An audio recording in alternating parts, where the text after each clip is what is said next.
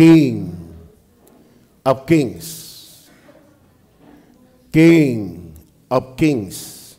Sa pakilagay ng ating topic, yan ang ating pag-uusapan, King of Kings.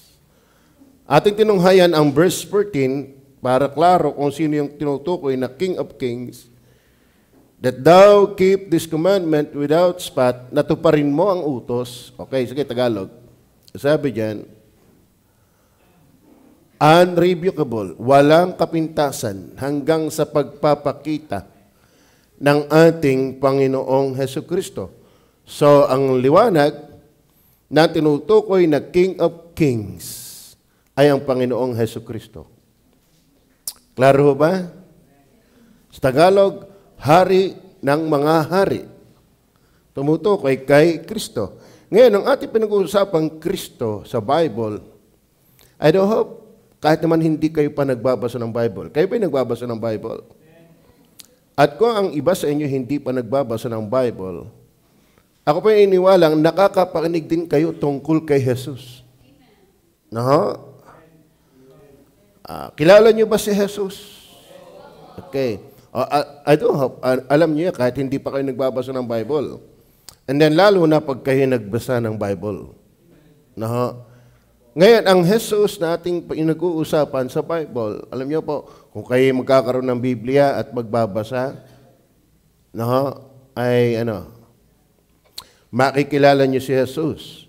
Ngayon, ang Jesus na ating pinag-aaralan at inyong nauulinigan, para tama ang inyong Jesus na nauulinigan, ay dapat ito yung Jesus na ipinapakilala ng Biblia. Ito ang Jesus na ating pinag-aaralan kada linggo ng umaga. Sa taong ito, dahil sa kabilang taon, ay iba na uli ang ating paksain. Nagawa na ho namin. Ikakabit na uli dyan sa ating bulletin. Sa taong ito, ang ating pinag-uusapang Jesus ay ang Jesus na kapanabayan ng Ama.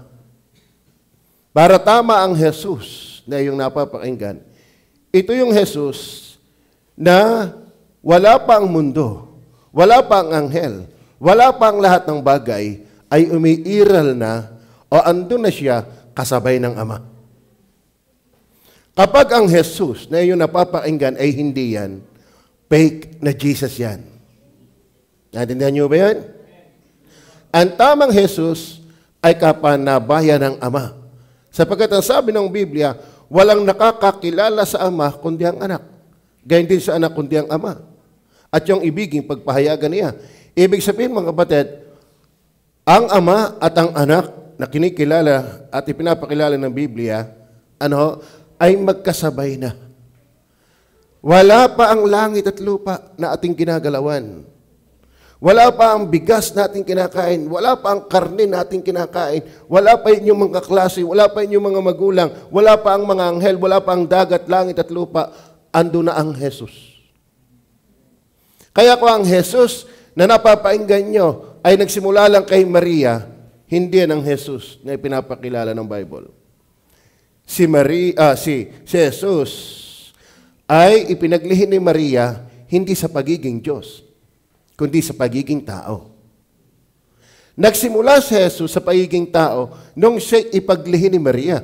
Pero sa pagiging Diyos, hindi siya doon nagsimula. Hindi pa siya nagkakatawang tao, siya'y umiiral na. Kasabay ng Ama. Kaya sabi niya, in the beginning was the Word, and the Word was with God, and the Word was God. Nang pasimula, siya ang berbo, at ang berbo ay sumasa Diyos, at ang berbo ay Diyos. Ibig sabihin, bago nagkaroon ng simula, umiiral na, andoon na ang Ama at ang Anak. Siya ng Jesus, natin pinag-uusapan. Klaro ba? At ang nais ko pong ipakilala at idagdag, napakaraming pag-uusap. Actually mga kapatid, ang Bible natin ay 66 na aklat sa iisang aklat. Kaya ang Bible, library na to. Kapag meron kang Old and New Testament, meron ka ng tangan-tangang library. Bakit? Ito'y isang aklat, pero na binubuo ng 66 na aklat. Sa lumang tipan, mula Genesis hanggang Malakay, ay 39 books. Sa bagong tipan, mula Mateo hanggang Revelation ay 27 books. Kaya ang Bible ay merong 66 na mga aklat. At ito'y salita ng Diyos. Amen? Ngayon, ito yung katotohanan. Ngayon, ang turo ng Bible, hindi si Jesus ay kasabayan lamang ng Ama, kundi kagaya ng Ama. Kaya sabi ng Bible, ako at ang Ama ay iisa. Bakit? Sila'y pareho ng kalikasan. Kung ang Ama ay banal, ang Anak ay banal. Kung ang Ama ay makapangyarihan sa lahat, gayon din ang Ama. Kung ano ang katangian ng Ama, ay siya ring katangian ng Anak. So, ang ipinapakilalang Jesus ng Biblia ay kapanabayan ng Ama at katulad ng Ama. Ngayon, ito din yung Diyos o Jesus na sinasabi ng Bible na nagkatawang tao para tayo'y tubusin sa ating mga kasalanan. Dahil niyo ba mga kapatid? Kayo ba'y naniniwala na tayong lahat ay makasalanan? Ang sabi ng Biblia, walang matuwid. Wala kahit isa. Kailan nagsimula na ang tao ay nagmana ng kasalanan? Ang sabi ni David, ako'y ipinaglihi ng aking ina sa kasalanan. Kaya mga kapatid, tayo ay pinagdumina ng kasalanan, ipinaglilihi pa lang. Naintindihan niyo ba yan? Ngayon, kailangan nating pumunta ng langit, pero paano? Dapat mayroong magpatawad at tumubos ng ating mga kasalanan. Kaya itong Diyos na ito ay nagkatawang tao. Ngayon, ang Jesus na ito, nating inaaral sa taong ito, isa sa taguri o tawag sa Kanya ay King of Kings. No? Kaya mga kapatid, yung Jesus nating pinag-aaralan ay hindi babastahing persona. Imagine, ang titulo niya, ang tawag sa Kanya ay Hari ng mga hari. Yung hari palang bigati na eh. Pag nakasalubong mo si Bongbong Marcos, hindi siya basta tao. At tingnan nyo, pag kayo nasa kalsada, marami ang escort. Yan ay bago mo makita ang kanya sakyan, may mga nauna. At may mga dulo, may mga gabay pa ng helicopter. Bakit? Yung nasa sakyan yon ay hindi basta tao, presidente yon. Tama? Lahat ng presidente ng bansa, hindi mo basta mabibiro-biro yan. Huwag mong basta luluko-lukuhin ng presidente. May kalalagyan ka. Nire-respeto yan. Tama ba? At ang hari, ang presidente, ay kaya niyang magpasya kung ano yung ukol sa atin. Ngayon, halimbawa, napatunayan ng isang presidente na ikaw pala talaga yung makasalanan. Kaya ka niyang ipatugis. Naintindihan niyo ba yan? Kaya ka niyang ipahulughog, lalo pa ngayon, time ng gadgets, time ng cell site, time ng computer. Alam niyo ba, sa cellphone pa lang, kayang-kaya nang i-detect sa Facebook mo pa lang, kayang-kaya nang i-detect ka kung nasaan ka. Ay, ang dami mong friends. Kung kayo nagtago doon, biglang nagpalit ka ng iyong, ay paano yung mga friends mo? Tama? Kapag ikaw ay makasalanan at dapat kang makulong, kayang-kaya kang ipahuli. Yun ay simpleng presidente lang. Ay lalo kaya si Kristo na presidente ng mga presidente. Naintindihan niyo ba yan? Kung dapat pakundanganan ang isang presidente ng isang bansa, bigyan ng galang, mas lalong dapat ang presidente ng mga presidente. Ang ibig sabihin lang ng King of Kings ay parang kung ating pag-uusapan sa panahong ito, siya'y presidente ng mga presidente. Naintindihan niyo ba yan? May presidente sa Pilipinas, may presidente sa Japan, sa Amerika, sa Germany, lahat ng bansa may presidente. Pero ang pinaka-presidente ng lahat ng presidente ay si Kristo. Naintindihan niyo ba yan? Therefore, si Kristo ay hindi ordinaryo. Kung tayo ay nagbibigay ng respeto sa mga pangulo, ay mas lalo kaya sa pangulo ng mga pangulo. Are you with me? So, yan po ang ating pag-uusapan mga kapatid. Si Kristo ay hari ng mga hari. O siya ay presidente ng mga presidente.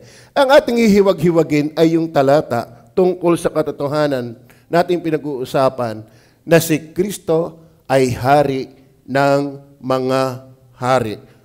Una natin kunin, basahin natin uli ang verse nating paghihiwagayin. Verse 14. 15. Ano sabi ng Bible? Yan. Andiyan pa ba kayo? Alam niyo kapatid, dapat maunawaan natin. Sabi nga sa inyo, lahat sa atin, kahit hindi pa nagbabasa ng Bible, nakapakinig na ng pangalang Jesus. Tama? Mga taga-Balete, nakapakinig na ba kayo ng pangalang Jesus? Okay. Kayo bang lahat na nandito nakapakinig na ng pangalang Jesus? Pero nais ko kayong dagdagan ng pagkaunawa na hindi lahat ng Jesus na papainggan ninyo ay yung Jesus na pinapakilala ng Bible. Tama? Dahil ang Jesus na pinapakilala ng Bible ay hari ng mga hari.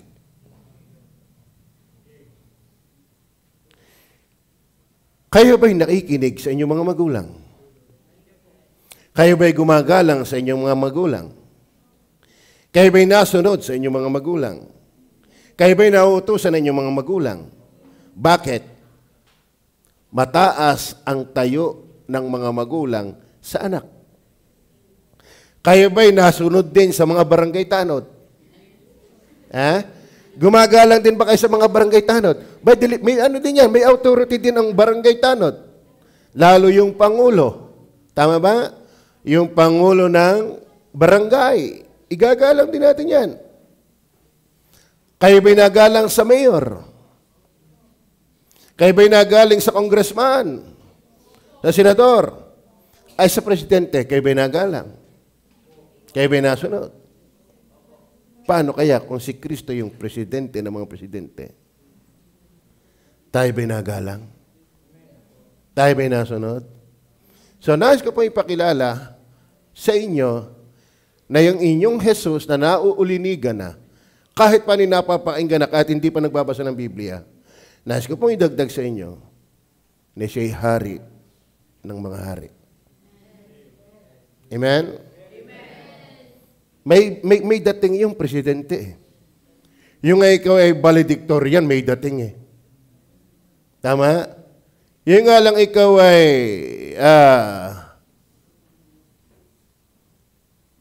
mayor, may dating. Congressman, may dating. Minsan ako'y nakarating doon sa, ano nga tawag diyan? Yung bansang ano yan? Batasan ba yan? Bansang batasan ba tawag doon? Doon sa mga congressman, batasang pambansa. Nakarating po ako dyan. Napakalayo pala na ikutin doon. Halos malubat ang aking power chair. At alam niyo ba, lahat kami pinapagbarong. Lahat kami pinapagbarong. Yung maputi. Alam niyo ba, ako'y nagtataka. Kada daan ko, may nagsasalot. Akala yata siguro may ito ako'y congressman. Ano? Ay, parang salot eh. Good morning. Good morning. Akala mo, nagbarong ka lang. May dating na. May nagbarong lang. Amen? Hindi naman niya kilalang ako taga-Rini sa Taysan. Pero sa bagay, okay din naman inggalan dahil pastor eh. Yung nga pastor ay ginagalang eh. Tama ba? Ay di lalo ang Panginoon, siya'y hari ng mga hari. Okay, una natin kunin, mga kapatid, tingnan niyo po ang talata. Ang sabi ng talata, which in his times he shall shew, who is the blessed and only potentate. Una natin pansinin, Christ bilang King of Kings is the blessed and only sovereign. Yan. Anong ibig sabihin niyan? Ano ho? Pag sinabi si Kristo ay hari ng mga hari, kilala niyo ba si Bongbong? Napapanood niyo ba si Bongbong? Nakilala niyo na ba siya? Nakita niyo na ba siyang personal? Hindi pa. Kayo kaya basta makakadaes? No. Ngayon, si Kristo, pag sinabing King of Kings, siya yung mapalad. Kasi sabi na talata, basahin ulit natin na talata kung bakit natin kinuha yan. Ang talata, ano sabi? Who is the blessed and only potentate? Pag sinabing potentate, almighty, all control, in control. So, pag sinabing siya King of Kings, unang punto natin. Sige, sa punto na tayo. Christ is the blessed and only sovereign. Ngayon, ating paliwanag yan. Na siya po ay Christ the blessed and only sovereign. Ano ba yung salitang blessed? Blessed. Sa Tagalog ay mapalad. Ang ibig sabihin niyan, siya ang may sakdal na kagalakan. Pag sinabi yung blessed, masaya. Kung si Kristo ay King of Kings, na sinabing blessed potentate, ibig sabihin, si Kristo ang nagtataglay ng sakdal na kagalakan, kompletong kagalakan, kompletong walang kulang sa kanyang sarili bilang maka-Diyos na kalikasan. Anong punto? Kung si Kristo ay King of Kings, ay nangangahulugan, Christ the blessed and only sovereign, siya yung napakapalad at tanging may kontrol ng lahat. Are you with me? Si Kristo pala bilang hari ng mga hari ay walang problema, walang kulang, at siyang may tangan ng lahat. Naniniwala ho ba kayo dyan? Pag sinabing hari, nasa control. Nasa governance. Nasa paghahari. At siya bilang blessed na hari, ibig sabihin, siya'y walang kulang. Siya'y sufficiente. Ibig sabihin, mga kapatid, kung siya'y hari ng mga hari, pag nilabanan mo si Kristo, delikado ka.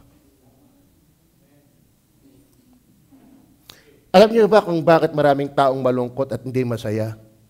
Kung si Kristo yung blessed, the King, at hindi mo siya kilala, walang ibang source ng joy. Naintindihan niyo ba yan? Ang maganda kay Kristo na tipong hari, hindi siya corrupt. Amen? Walang kasalanan. Alam niyo ba nagpapalungkot sa tao? Kasalanan. Kaya si Kristo yung masaya, self-sufficient, and in control. Ibig sabihin, mga kapatid, kaya ini-impose ni Kristo. Kaya ipinipilit niya ang kanyang gusto kasi yun ang paraan para kay maging masaya at tumino. May mga ayos ding leader ng bansang Pilipinas. May mga ayos ding leader ng bawat bansa. At alam nila, ang tama, ipinipilit nilang ipagawa ang tama. Maganda yung tama, binibigyan ng pangil para mangyari. Naintindihan niyo ba yan? Si Kristo, mga kapatid, ay galit sa kasalanan. Bakit? Alam niya, kapag nabuhay ka sa kasalanan, hindi matutupad yung kanyang gusto, miserable ang buhay mo. Naintindihan niyo ba yan? Kung bakit ipinagdigiitan, pinagpipilitan ni Kristo yung kanyang plataforma, yung kanyang gusto, yung kanyang kalooban, yung kanyang banal at wagas na layunin, sapagkat siya yung pinanggagalingan ng katiwasayan, ng kagalakan, ng kaligtasan. Kaya kanya ipinagpipilitan. Kaya gusto niya magsisi ka. Humingi ka ng tawad. Magbago ka, manumbalik sa Diyos. Bakit? Siya yung blessed. Blessed. Pag sinabing blessed from the Greek word na makarios, that means happy. Walang tunay na masaya na sumang sa hari ng mga hari. Alam niyo ba yung sumang? Alam niyo ba yung sumang? Nako, kalali mo naman Tagalog na sumang. Ano? Ibig sabihin, kontra. Laban. Tutol. Kung ikaw nga lang, matigas na ang ulo mo sa magulang mo, hindi ka sasaya. Young people, listen. Pag matigas ang ulo mo sa mga magulang mo, hindi ka sasayang kabataan. And mind you, mamimiligro ang iyong buhay. Walang palaban sa magulang na ginaling. Bakit? Utos ng Diyos, igalang mo ang iyong mga magulang. Sa totoo na, ang authority ng mga magulang ay galing sa Diyos. Sino si Kristo? Hari ng mga hari. Kaya mga kapatid, ang hindi rumirespeto sa mga magulang ay hindi na rin rumirespeto sa hari ng mga hari. Klaro ho ba? Bakit? Ang nag-utos na igalang ang mga magulang ay yung hari ng mga hari. Kaya kung tayo lapastangan sa ating mga magulang, lapastangan din tayo sa hari ng mga hari. Bakit may mga bilangguan? Ano ba? Dumalaw kayo sa bilangguan. Meron doon, 13 years old pa lang ang case, rape. Ang case, rape. Meron doong 10 years old pa lang. Meron doong iba't ibang klase ng pagkabilanggo. Anong kaso? Pusher. User. Pag inabalitaan ng hari, ipakulong yan. Ako yung niwala. Kilala tayo ng hari ng mga hari. Okay, listen. Listen po, listen. Naintindihan niyo ba yan? Huwag sana tayong huli na ang lahat sa kamatatauhan. Mayroong ganyan eh. Magsisisi din lang ay sa huli pa. Pwedeng i-advance na yan ng maaga-aga. Tama? Halimbawa ito, nakikinig ka ngayon ng salita ng Diyos. Tama ba? Tatandaan ninyo, ang Diyos, balikan nga natin talata. That thou keep this commandment. Hindi, verse 15. Ways in his times, he shall shew who is the blessed. Who is the blessed? Ano ibig sabihin, blessed? Pinaliwanag natin, masaya. Sakdal. Perfect. At siya yung sovereign. Ibig sabihin siya yung control. Ngayon, kung siya yung control, at hindi ka magpakontrol sa source ng joy, anong buhay mo? Miserable. Maliwanag mo ba? Kaya yung King of Kings, grabe yan. Si Kristo ay tipong leader na walang pula. Amen? Kaya napakapalad ng mga taong may takot kay Kristo. No? Bakit? Masusunod yung magandang layunin ni Kristo. Tama ba?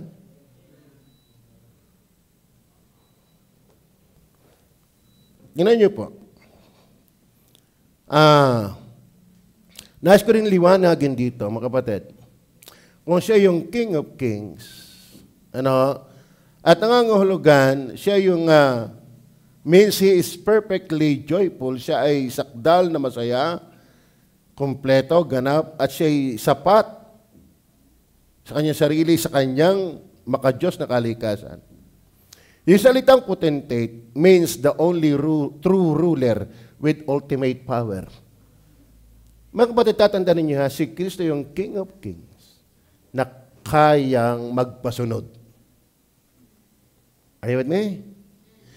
Si Kristo yung tipong hari ng mga hari na kayang magpasunod. Ay, ba't pastor kung hindi mapasunod? Alam nyo, hindi magandang balita yung hindi ka mapasunod. Bakit? Ibig sabihin lang na yan, baka hindi ka kasama sa kanyang gustong pasundin. Are you with me? Kaya nga tayo may mga liga, diga. Kala may isang bansa magkakalaban dahil sa liga. Halimbawa, ang team ko, 15 player. Ang concern ko para pasundin, yung team ko. Tama? Ngayon, kung ikaw ay aking team at hindi kita mapasunod, baka team ka ng iba. Naintindihan niyo ba yan? Halimbawa, meron dito, sino player dito? Basketball. Sino player ng basketball dito? Sino nakakalaro na dito ng basketball? Oh, kahit hindi makashoot, at least may uniform, may jersey, pero hindi nakakashoot. Ano? Pambira, lugi sa iyo, nagpa-jersey, hindi ka pala makashoot. Okay, sa player ka, may jersey ka. Pero mga kapatid, may kalaban ka. Alam nyo ba, ang may concern sa iyo kung sino yung team manager mo? Kilala nyo ba si Yang Yao? Coach Sing Yao? Yang Yao ba yan? Yung kalbo? Sa Rain or Shine? Sa Rain or Shine? Yang Yao, Yang Yao. Alam nyo ba mga kapatid? Alam niyo ba yung player na yun? Napapanood ba tayo? Sino nakapanood ng basketball? Ng Rain or Shine? Mga kapatid, alam niyo ba, isa sa gusto ko talagang coach ay si Ying Yao. Bakit? Lahat ng player niya, namahal. Pagkatapos niyang pagalingin, iti-trade naman ng San Miguel at ng Ginebra. Bakit? Ang Ginebra at San Miguel, magaling bumili. Ano? Magaling mag-trade, pero hindi magaling mag-train. Okay, ganito, punto ko. Dahil player, ilan yon? Ang lalaki. Inabot ko pang player si Kenyahan at saka yung si Bo Belga. Inabot ko pa yan. Ewan kung yun pa rin. Kung masigaw-sigawan yan, nileletter pa yan. Are you with me? Pero wala siyang magawa kundi sumunod. Bakit? Magkano ang bayad? 20 million, isang conference. Naintindihan niyo ba yan? Pero mapapasunod kaya ni Yang Yao, ang Ginebra? Ha? Naintindihan niyo ba ibig sabihin? Kaya bang pasundin? Halimbawa, naglalaro na, Ginebra at Rain or Shine. Sasabihin niya kay sino ba ang player ng Ginebra? Hindi, yung Pilipino lang. Si Thompson. Oy, Thompson! Sunod! Hindi susunod yan. Bakit? Hindi niya team yun. Are you with me? Ngayon, kung hindi ka mapasunod ng Diyos, baka hindi ka sa Diyos. Yan tatandaan ninyo. Kung bakit hindi ka kaya mapasunod ng Diyos, huwag mong sabihin iki sa Diyos. Tama ba? Tama ba? Magpakagaling-galing ko ng coach. Pag hindi kita player, wala akong bisa sa'yo. Kaya ang Diyos, ihari ng mga hari, pero bakit hindi ka mapasunod? Baka sa diablo ka. Dahil kung ikay sa King of Kings, abay, sino ka para hindi sumunod? Are you with me? Am I telling right? Kaya pag hindi ka sumunod, delikado ka. Kay Satanas ka pa. Tanyo, si Satanas may followers din. Sabi ni Satanas, uminom ka ng gin. Abay, inom nga ay bakit? Ang coach nila si Satanas. Tama? Ang coach ng mga hindi saved ay si Satanas. Kaya sabi, magsigarilyo ka, magtula ka ng shabu, mang-rape ka, pumatay ka. Tignan nyo ha, lahat ng mga tao ng coach ay si Satanas. Sunod-sunuran. Sino ang coach mo? Sino ang hari mo? Tatanungin kita. Sino ang hari mo? Huwag mo sabihin si Jesus kung hindi ka nasunod sa Kanya. Tama? Kaya ako tinatanong kung sino player sa inyo, meron kaming liga. Malay mo, makakuha kami sa inyo. Yung at least, natama sa ring ang bato. Kung di man lang sumiyot, at least tama sa ring. Ano? Ang hirap naman hindi na nga shoot, di pa makatama sa ring. Ano? Amen? Pero ginagamit ko sa inyong illustration ito. Tama? Pag ako'y mahilig dyan, kahit di ako nakakalakad, nakakaintindi ako ng play. Ngayon, punto ko, mga kapatid. Si Tom, Tim Con, parang tagmala siya ata hinibra ngayon, ano?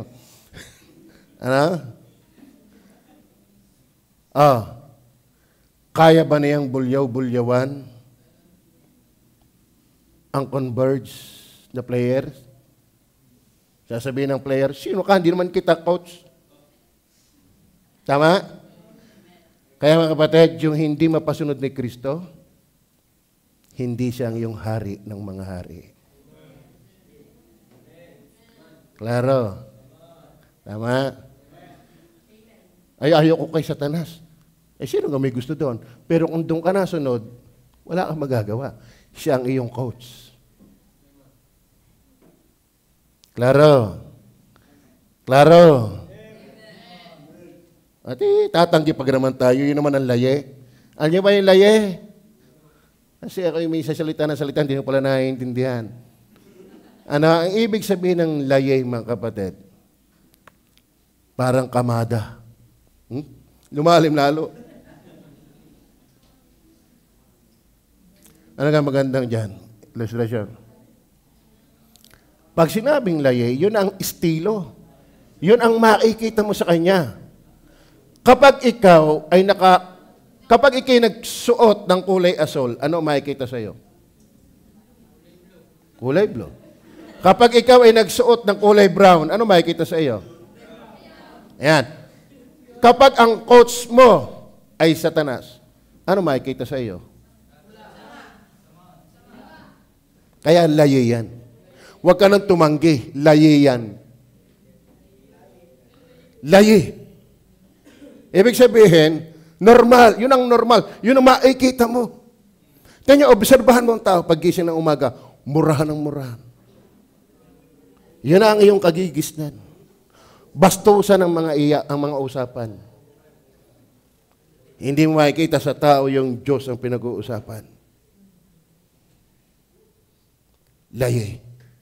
Bakit? Halata mo kung sino ang kanilang coach. Hindi si Kristo na hari ng mga hari. Kaya yung hindi ka sumunod kay Kristo, ay delikado. Baka hindi ka niya team. Are you with me? Kayo ba'y nasa team ni Kristo? Kayo ba'y nasa team ni Kristo? Ano si Kristo? Hari ng mga? Hari. Ano ibig sabihin? Siyang may control. Sovereign. Siyang may control. Balik tayo sa illustration. Kasi doon ako nakakapasok sa inyo eh. Ang inabot ko si Rico Villanueva, sina Cyrus Baguio, pinagaling yan ni Yeng Yao. Bakit? Nakikinig. Lalo kaya kung kay Kristo ka, paano hindi ka huhusay? Siya yung pinakamagaling. Bakit bulok ang buhay ng tao? Hindi si Kristo ang kanilang coach. Amen. Christ is the blessed and only sovereign. Kaya, bakit ka, pastor? Kilala ko naman ng Jesus yan, pero ba't ka naman hindi ako nasunod, wala lang? Hindi. Huwag mong isiping wala lang. Kaya ka nga gayan eh. Kaya ka nga gayan eh. Dahil hindi mo siya Panginoon. Hindi mo siya hari. Clara? Not only Christ is the blessed and only sovereign, when we say King of Kings, ito pa maganda. Christ rules over all. earthly and spiritual powers. Ano ibig sabihin? Ito ang maganda kay Kristo. Kaya nga siya King of Kings. Siya yung coach ng mga coach. Amen. Presidente ng mga presidente. Ano mga kapatid, nakakalungkot, nakatotohanan sa buhay ng tao na basahin niyo po ang Matthew 6 verse 10. Ito muna ako magsisimula. 6 verse 10. Itituro ng Panginoon sa pananalangin, dumating nawa ang kaharian mo. Ito ha, basahin niyo nga lahat, basa.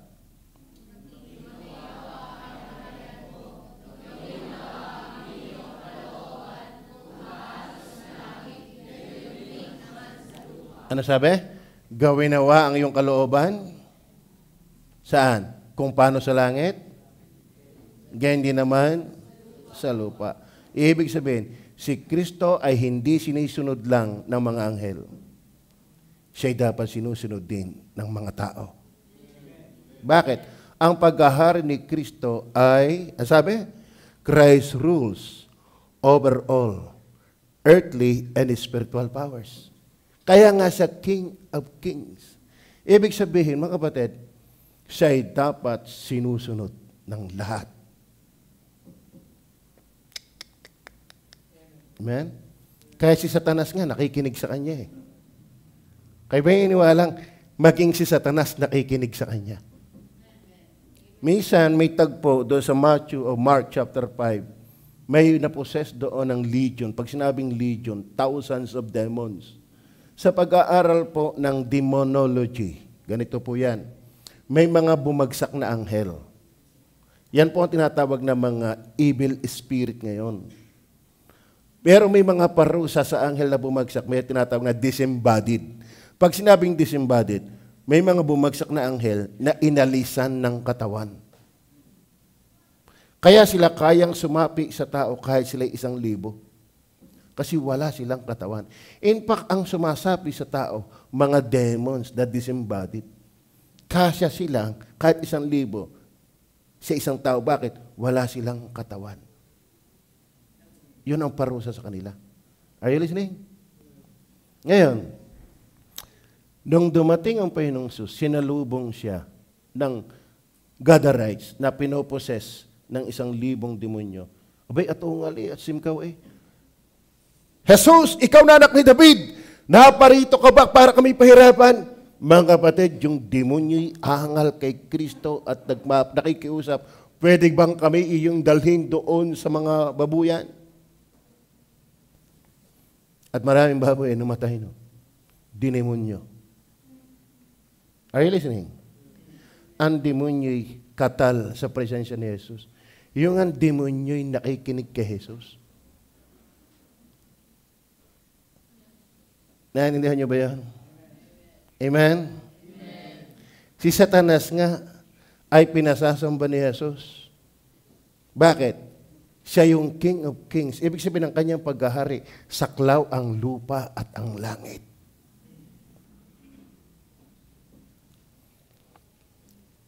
Naiintindihan niyo ba yan? Kung si Timcon, ang saklaw lang niya Hinebra, si Kristo, lahat ng prangkisa, saklaw niya. Siya ang coach ng mga coach. Ang tanong,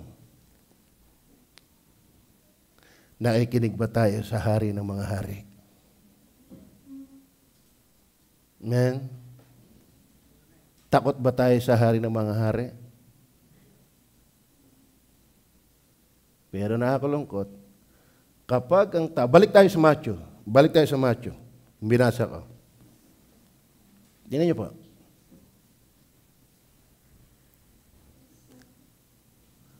Sige po. Dumating nawa ang kaharian mo. Ito sabi, gawin nawa ang iyong kalooban. Kung paano sa langit, ganyan din naman sa lupa. Alam mo kung bakit ini-impose ni Kristo ang kanyang kalooban? Tatanda natin na sa verse 15, ano sabi ng verse 15? Nating pinaghuhugutan ng talata. Sabi, which in his time he shall show who is the blessed. Pag sinabing blessed, siya po ay perfectly happy. Sufficient. Kaya po ini-impose, kaya po ipinatutupad ni Kristo ang kanyang kalooban kasi dito ka lang sasaya. Hindi ho yan sa dami ng chicks ang saya. Hindi sa dami ng boys ang saya. Kundi sa pagpapasakop sa kalooban ng hari ng mga hari. Naintindihan niyo ba yan? Kaya nga panalangin ko kanina, sana magmalay tayo sa ating pinag-aaralan. Ano? Gusto niyo ba ng masayang buhay? Pasakop ka sa hari ng mga hari.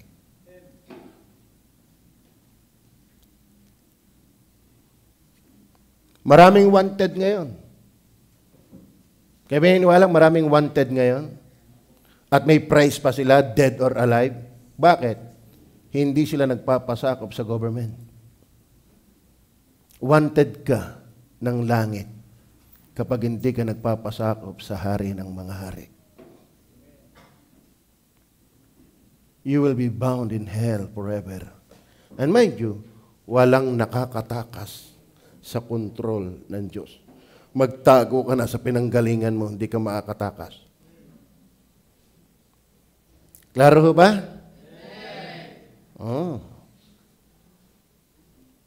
Waits in his times, he shall shew who is the blessed and only potentate, the King of kings and Lord of lords. So number one, number one? Christ is the blessed and only sovereign.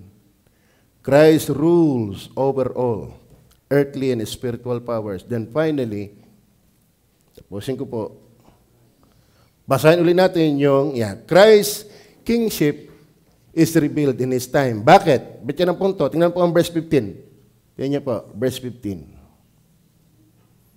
Waits in His times. Ano? Mga batid, may panahon ang Diyos. Waits in His time, He shall shew. Anong punto natin diyan? Ibig sabihin, ang kanyang lubos na kapahayagan ng paghahari ay mahayag sa kanyang pagbabalik. At yan ay malapit na. Amen? Praise the Lord. Kaya mga batid, kung anong itinanim, siyang aanihin. Kapag si Kristo ay hindi mo iginala ngayon, hindi mo siya kinilala, aanihin natin ang ating itinanim. Tingnan niyo po ang Galatia, chapter 6, verse 7. Galatia, chapter 6, verse 7. Nandiyan pa ba kayo? Huwag kayo padaya. Ano ibig sabihin padaya? Huwag kayong paloko. Susunod kay Kristo. Kasarap-sarap manigarilyo. Kasarap-sarap magsugal. Ginawa natin dito. Dito pala ang daming bawal. Huwag kayong padaya. Bakit? Ang Diyos ay di napabibiro. Are you with me? Dito pala ako igag. Anong pakialam mo, Jesus? Ako ang bahala sa buhay ko. Ige. Maghari-harihan ka sa buhay mo. Maintindihan ang dulo niyan. Bakit? Kayo ba'y naniniwalang si Kristo ang hari ng mga hari? Naniniwala ba kayo sa Bible? Totoo ba yan? Dito ba'y may player? Pwede kong bang baliwalain ang iyong coach at wala lang? Ha? Hindi mo pwedeng baliwala. Kahit nga sa volleyball. Sino dito ang player ng volleyball? Player ng volleyball. Kayo ba may coach? Yes. Kayo talagang player ng volleyball, Ineng? Mga Ineng? Magagaling kayo? Nakakaabot kayo sa net? Okay, ano? Ibig sabihin, Ineng, pakitayo nga kayong dalawang magandang yan. Tayo nga kayo, tayo kayo. Yung kayo sabi niya player ng volleyball. Kayong dalawang player ng volleyball. Tayo nga kayo, tayo kayo. Sige, tayo lang, okay, para makilala ko. Yung mga volleyball, nagsabing volleyball player. Sige, nahihiya. Okay, ito na lang sabihin ko sa iyo. Di ba't kayo ay may coach? Pwede nyo bang baliwalain ang inyong coach? At kung sakaling baliwalain mo ang inyong coach, may mangyayari ba? Baliwalain ang inyong coach? Baka alisin kayong player. Tama ba? Kung binabaliwala lang ninyo ang coach, ang posible dyan, alisin kayong player. Tama ba yan? At saka ang dami ibabaw. Isa nyo pambihirang, mahal na mahal ang jersey mo, hindi ka lang pala makikinig. Tama ba? Tama ba yun, Ineng, mga iha? Tama ba yan? Ngayon, si Kristo ba ay pag hinamak at binaliwala, wala lang? Sabi diyan, huwag kayong padaya. Ang Diyos ay hindi na pabibiro. Tama ba? Ano sabi? Pakibasa nga lang lahat.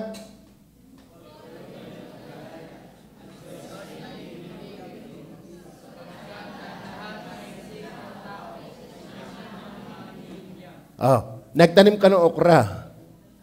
Anong anihin mo? Okra, alangan namang mansanas. Di ka? Kaliwaliwanag. Ang itinanim mo yung okra, anong anihin mo? Nagtanim ka ng kalamansi. Anong anihin mo? Kalamansi din. Ngayon, nagtanim ka ng pagbaliwala sa hari ng mga hari.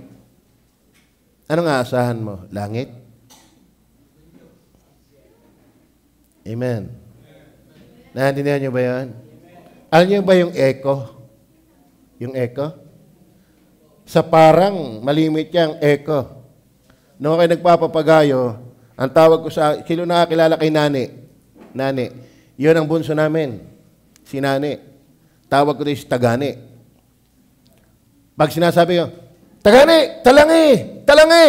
Alam mo may na-echo? May na-echo. Talangi! Talangi! Talangi! Ewan kung bakit ganun sa tubigan. Pag sumigaw ka, may nabalik.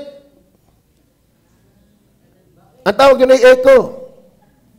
Ano ibig sabihin mga kapatid? Lahat ng ginawa mo, yan lang ang babalik. Amen? Oo. Naintindihan ba natin? Kung ano yung itinanim, yun nga anihin. Kaya wag nating babaliwalain ang hari ng mga hari. Klaro ba? Pag si Coach yung yaw pa, ang iyong pag hindi, kisinigawan nun. Pag hindi, kiminura nun. Kalay si Bobelgal, laking tao, tupi, pag sinigawan ni yung yaw. Napanood ba? Kayo ba mga player? Napapanood nyo ba yan? Pero alam ko, makahinebra kayo. Di ka? Pero talo kayo. Ano? Ako, talk and text. Saka rain or shine. Kaya, talo kayo. Wala kayong match. Mahusay yung amin. Hindi, ang punto ko lang mga kapatid, sana klaro itong ating pinag-usapan. Kung si Kristo ang hari ng mga hari, makinig ka. At kung siya ay hindi maghahari sa iyo, baka hindi kanya team. Tama. Sino ang team mo? Sino ang iyong coach? Kung hindi si Kristo ang iyong coach, sino? Yes, totoo yan. Hindi yan nakakatawa. Totoo yan. Totoo yan. Ngayon, gusto niyo ba? Tayo ay ilalim ni Satanas? Kaya maraming malungkot ang buhay. Ang kanilang coach ay hindi blessed. Tama? Ang kanilang coach ay hindi blessed. Pero si Kristo yung blessed. Gusto niyo ba sumaya ang buhay? Mapatawad sa inyong makasalanan? At alam niyo ba kung bakit si Kristo ay pinipilit niyang kanyang kalooban? Kasi mas maganda ang kanyang gustong paglagyan sa atin. Lalo higit sa lahat pag tayo namatay doon sa langit. Kaya kung kayo nakinig, naintindihan nyo ito, mapalad kayo kung si Kristo ngayon ang inyong hari. Dahil siya yung hari ng mga hari. Maliwanag ko ba? Dito ako magtatapos. Kayo ba'y nakakita din naglalaro ng chess? Sino ang dapat tumulak? Yung meron o yung kalaro? Wala kang pakialam kung meron ka lang. Manuod ka lang. Alam mo mga kapatid, maraming tao labas sa play ng King of Kings. Tama? Meron lang. Maliwanag ko ba? Hari ng mga hari. Panginoon ng mga Panginoon. So una, balikan lang natin. Christ is the blessed and only sovereign. Christ rules over all earthly and spiritual powers. Christ's kingship is revealed in His time. Darating ang Panginoon. Darating ang Panginoon. Doon sa Revelation 11:15, di tayo magtapos. Revelation 11:15. At tumihip ang ikapitong anghel at nagkaroon ng malalakas na tinig sa langit. At nagsasabi, ang kaharian ng sanglibutan ay naging sa ating Panginoon. Isang araw, mga kapatid, darating si Kristo. Darating si Kristo. Lahat ng ayaw magpailalim sa Kanya ay ibubulid sa dagat-dagatang apoy. Lahat ng mga taong ayaw sumuko sa Kanya ay parurusahan niya. So, klaro ho ba? If I were you, magpakababa tayo, humingi tayo ng tawad, magsisi tayo ng ating mga kasalanan. Tayo po'y manalangin. Panginoon Diyos, sa langit, salamat po na marami